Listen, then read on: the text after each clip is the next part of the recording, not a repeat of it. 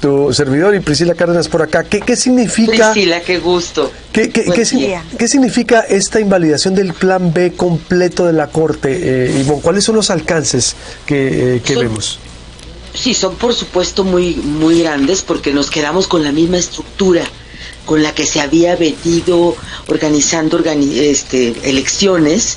Es decir, se queda toda la estructura de hace 9 años, derivada de la última reforma que creó el Instituto Nacional Electoral, con las modificaciones, heredando parte del Instituto Federal Electoral, pero tomando el timón de todas las instancias electorales, con una organización y un marco constitucional, esta llamada democracia constitucional, este término que tanto molesta a la autoproclamada Cuarta Transformación y que le da unas atribuciones muy particulares al Instituto Nacional Electoral y al Tribunal Electoral del Poder Judicial de la Federación. El Plan B, sus 5 reformas modificaban, reducían, adelgazaban la estructura del INE, pero también le quitaban atribuciones al Tribunal Electoral y daban por sentadas las campañas anticipadas, todas las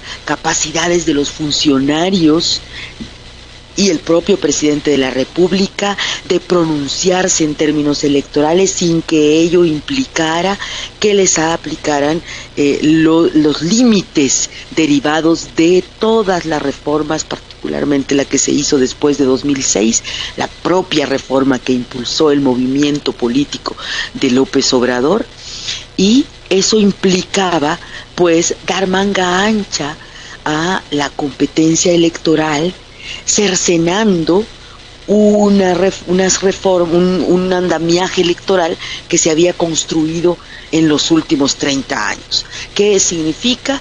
Que hubo un triunfo político temporal, al menos, del movimiento del INE no se toca, y que eso creó la nueva narrativa incluso de la oposición, hoy debilitada, sí, muy reducida, muy menguada, pero también obligada a construir su candidatura presidencial con ese movimiento que hizo el famoso INE no se toca. Entonces sí creo que es un antes y un después, que también establece en el movimiento del presidente López Obrador una nueva narrativa de, bueno, fracasó el Plan B, vamos hoy por el Plan C. Eso es lo que estamos viviendo en estas horas, el entierro de aquella tentativa. Oye, Ivonne, ¿y cómo interpretarlo? Para algunos va a decir, ¿es bueno o es malo esto que estamos viviendo? Porque si se queda la estructura o el marco jurídico, el andamiaje jurídico electoral que ya conocemos, pues todavía sigue siendo una democracia funcional, ¿no? Vaya, el INE ahí está, no sé, aunque el presidente hoy ciertamente se va duro y a la cabeza, tú sabes cómo está la confrontación. ¿Cómo interpretarlo desde ese aspecto, después de esta radiografía que haces? Yo creo que primero es una lección, decía la ministra en retiro, hoy senadora de Morena, Olga Sánchez Cordero, ayer, es una lección de que hay que hacer de otra manera las cosas. Aun cuando tengan los votos, no se puede violar el procedimiento y tiene que reconocerse que este país debe escuchar las minorías. En el Congreso se deben procesar los cambios respetando lo que los ministros llaman la deliberación democrática.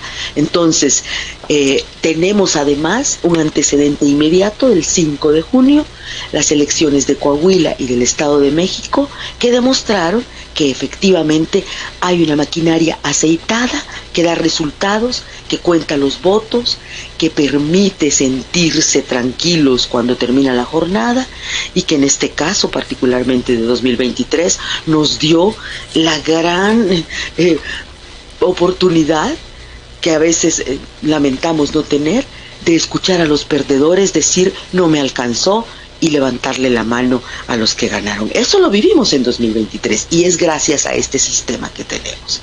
Entonces es bueno porque no desestabiliza, porque no se van a hacer sobre la marcha la prueba de las reglas, es de acuerdo con las autoridades y los expertos en esa materia. Muy importante que primero, que las reglas que se cambian de un proceso electoral tengan el consenso de todos los actores, punto número 1, y punto número 2, que se hayan probado a la mitad del sexenio. Y ninguna de estas dos cosas sucedía con el Plan B. Entonces es bueno, tiene problemas el INE, tiene demasiados recursos, bueno, hay que armar un cambio, hay que poner en marcha, como lo está haciendo la presidenta consejera Guadalupe Tadei, plantear que puede reducirse sin lastimar la sustancia. Habrá que ir probando y habrá que ver si no castigan al Instituto Nacional Electoral y a la propia Suprema Corte de Justicia en el presupuesto de 2024. Pero por lo pronto es bueno. Ivonne, tenemos que hacer un corte y volvemos para finalizar, si nos permite, ¿sí? Por supuesto que sí. Otra pregunta que hacerte. Estamos hablando con Ivonne Melgar, analista política, columnista de Excelsior, a quien le recomendamos leer su retrovisor mañana, los sábados, ¿verdad?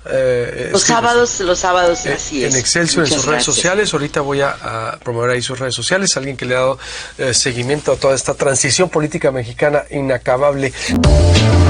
Volvemos con más información. Estamos hablando con la periodista Ivonne Melgar, quien nos está interpretando lo que significa esta invalidación del Plan B del presidente, lo que sigue, lo que viene en medio de las campañas electorales. Ivonne, ¿cuál sería entonces una reflexión final?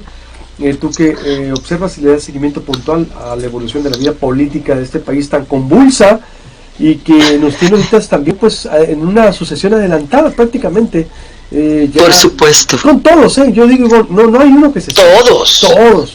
Me llama la atención que claro. Es que el proceso en Morena, a ver, desde el año pasado yo he visto y he entrevistado a senadores y en esta iniciativa a diputados federales, de exgobernadores priistas. Aquí ha estado el exgobernador de Oaxaca, de otros estados, digo, de todo, porque yo creo que esto se adelantó más de la cuenta y llega a esta invalidación.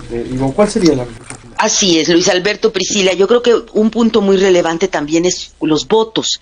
Son 11 los ministros de la Sala Superior de la Suprema Corte de Justicia de la Nación y fueron 9 de los 11 que votaron por esta invalidación.